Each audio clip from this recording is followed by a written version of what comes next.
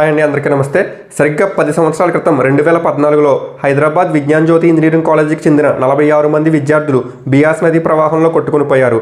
అయితే విహారయాత్ర కోసం వెళ్లిన వీళ్ళు సాయంత్రం 5:30 గంటల సమయంలో అక్కడ ఫోటోలు దిగుతూ ఒక రాయి మీద నించున్నారు.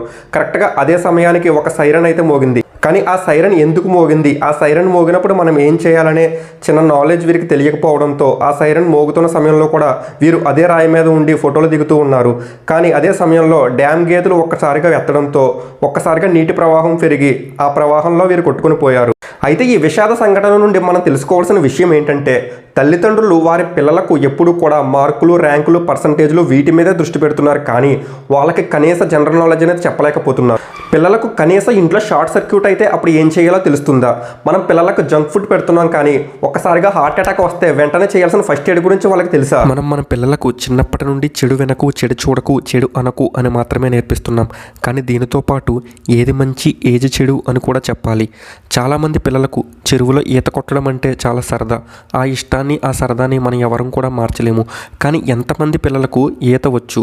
మనం ఎప్పుడు మ్యాథ్స్ ట్యూషన్, సైన్స్ ట్యూషన్ అని పంపిస్తున్నాం. అయితే ఎంతమంది పేరెంట్స్ పిల్లలకు స్విమ్మింగ్ అనేది నేర్పిస్తున్నారు? ఇక్కడ జరిగిన సంఘటనలో చనిపోయిన వారందరూ కూడా ఇంజనీరింగ్ స్టూడెంట్స్. కానీ వీరికి నదీ ప్రాంతంలో సైరన్ మోగితే ఎలర్ట్ అవ్వాలని మాత్రం తెలియకపోవడం చాలా దురదృష్టకరం. విహారయాత్ర విషాదయాత్ర కాకుండా ఉండాలంటే టూర్కి వెళ్తున్నప్పుడు మొబైల్, పవర్ బ్యాంక్తో పాటు మనం వెళ్ళే ప్రాంతం గురించి, అక్కడ ఏదైనా ప్రమాదం జరిగితే తీసుకోవాల్సిన జాగ్రత్తల గురించి కూడా తెలియాలి. తల్లిదండ్రులైనా, టీచర్స్ అయినా రోజులో కొంత సమయం పిల్లలకు జనరల్ నాలెడ్జ్ చెప్పాలి. మార్కులు, ర్యాంకులు మాత్రమే జీవితం కాదు. ఏదైనా సమస్య వస్తే గూగుల్లో సెర్చ్ చేయడం ఒకటే సొల్యూషన్ అనుకునే ఈ జనరేషన్ వాళ్ళకి మన చుట్టూ ఉండే ఒక నలుగురితో మనసు విప్పి మాట్లాడి సమస్యకు సమాధానం తెలుసుకోవడం అలవాటు చేయాలి. పిల్లలే పంచప్రాణాలు అనుకునే తల్లిదండ్రులకు పిల్లలు కోట్లు సంపాదించి పెట్టక్కర్లేదు. వారు క్షేమంగా ఉండి పేరెంట్స్కి కన్నీరు రప్పించకుండా ఉంటే చాలు.